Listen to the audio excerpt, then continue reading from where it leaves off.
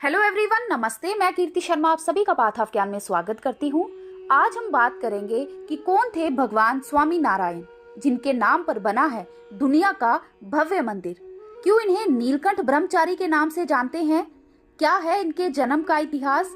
इनके जन्म के समय वो कौन सी घटना हुई थी जिनको देखते ही बड़े बड़े ज्योतिष शास्त्री भी हैरान हो गए थे? तो आइए जानते हैं इनके बारे में। पूरी जानकारी के लिए प्लीज इस वीडियो को लास्ट तक जरूर देखें।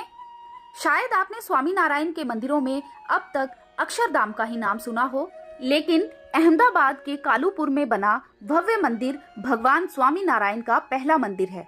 इस मंदिर के बाद ही दूसरी तमाम जगहों पर भगवान स्वामी नारायण के और मंदिर बनाए गए हैं। इस मंदिर को सन 1822 में स्वामी नारायण के आदेश पर ही बनाया गया था। ये हिंदू धर्म के स्वामी नारायण संप्रदाय के संस्थापक थे।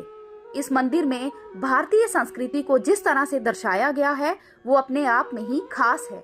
दीवारों पर बड़ी खूबसूरती से बनाई गई आकृतियां लोगों को अपनी तरफ अट्रैक्ट करती हैं। मंदिर के गर्भगृह में स्वामी नारायण के साथ और भी कई देवी देवताओं की मूर्ति रखी गई है, जिसमें श्री कृष्ण, राधा जी, श्री राम, हनुमान जी समेत कई मूर्तियां विराजमान हैं। इन मूर्तियों का भव्य आभूषणों से श्रृंगार किया गया है, जो मंदिर की शोभा को और भी बढ़ाते हैं।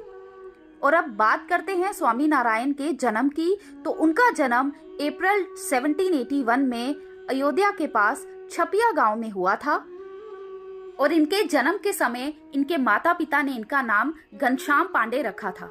उस वक्त कई ज्योतिष शास्त्रियों ने देखा कि इनके जन्म के समय इनके पैरों और शरीर पर कई असाधारण चिन्ह मौजूद हैं, जिसे देखकर उन्होंने इनको असाधारण बालक बताया, जो आगे चलकर मानव हित के लिए कार्य करेगा। इन्होंने बेहद कम उम्र में ही अपने पिता से तमाम वेदों की जानकारी ले ली थी और उसे उतनी ही सामर्थ्यता के साथ दूसरों के सामने प्रदर्शित भी किया, जिससे बड़े बड़े विद्वान भी हैरान रह जाते थे। जब ये 11 साल के थे तो इनके माता पिता का देहांत हो गया और इन्होंने घर छोड़ दिया और अपनी पहचान बदलकर नीलकंठ ब्रह्मचारी के नाम से जाने गए।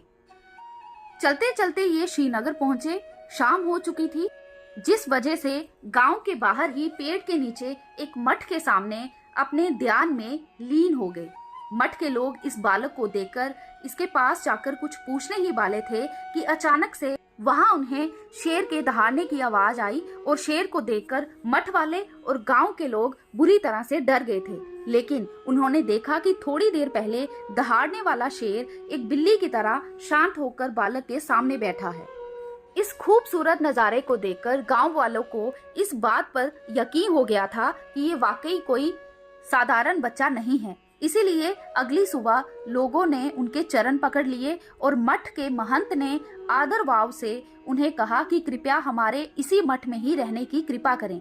लेकिन नीलकंठ ने ये कहकर मना कर दिया कि उन्हें संपत्ति की कोई लालसा नहीं है, और ऐसे ही वे तमाम जगह पर जाते रहे और अपने ज्ञान से लोगों की सेवा करते रहे। इनका देहांत 1930 ईस्वी में हुआ था, लेकिन इनके अनुयायी आज भी पूरी दुनिया में इनके उपदेशों का प्रचार कर रहे हैं।